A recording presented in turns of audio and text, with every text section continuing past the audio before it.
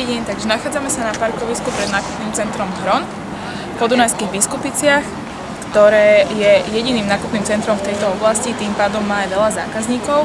Chceli by sme ale podotknúť na jeden problém, ktorý sa nachádza v tomto nákupnom centre, a to, že ľudia bez domova, takisto nejakí Rómovia a podobní ľudia trávia svoj voľný čas pred nákupným centrom, čo znamená, že znepríjemňujú ľuďom nakupovanie, ktorí by si mohli prísť na svoje vo všetkých oblastiach, pretože tu je neskutočné množstvo služieb, obchodov a produktov.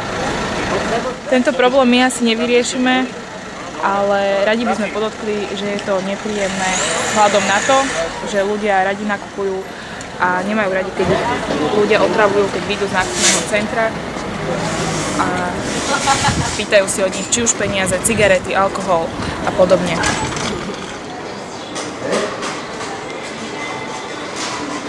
Nachádzame sa na prvom poschodí nákupného centra Hron, kde sú rôzne obchody, či už banky, parfuméria, pizzeria alebo kaviareň. Takže každý by si tu prišiel na svoje, aj keď už vzhľadom na to, že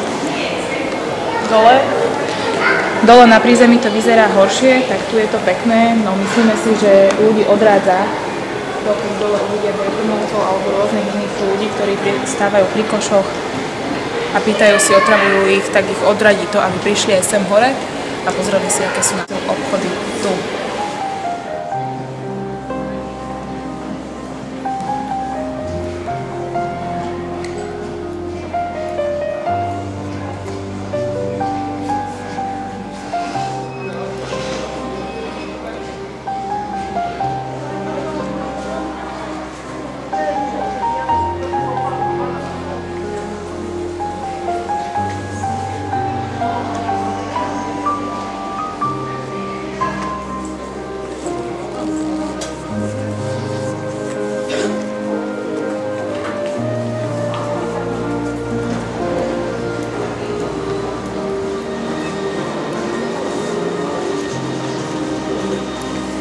No.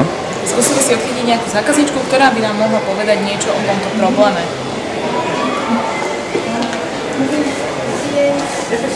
Mohla by som sa vás pýtať, nakupujete tu často? No, nakupujem tu, ale nie veľmi často. A ste spokojná so službami, ktoré sú v nákupnom centre? So službami som spokojná, ale nie som spokojná tak úplne, čo sa týka, nie je tu úplne tak veľa obchodov, nie je tu zo všetkých veľa. A hlavne tu nemajú všetko, dostatok tovaru a sortimentu. Nemajú tu dostatok sortimentu. A nevadia vám iné problémy, čo sú tu v Tesku, alebo buď tu hore, asi nie. Je to tu pekné, ešte tu je veľa obchodov a dole v Tesku sa vám páči? No, s Teskom nie som úplne spokojná, hlavne čo sa týka toho príjazdu, lebo tam keď človek príde, tak si aj rozmyslí dvakrát, či tam ide nakupovať, pretože tí ľudia, čo tam dole nachádzajú, hlavne vo večerných hodinách, tak to je dosť nebezpečné, by som povedala, hlavne keď tu ide mladý človek sám.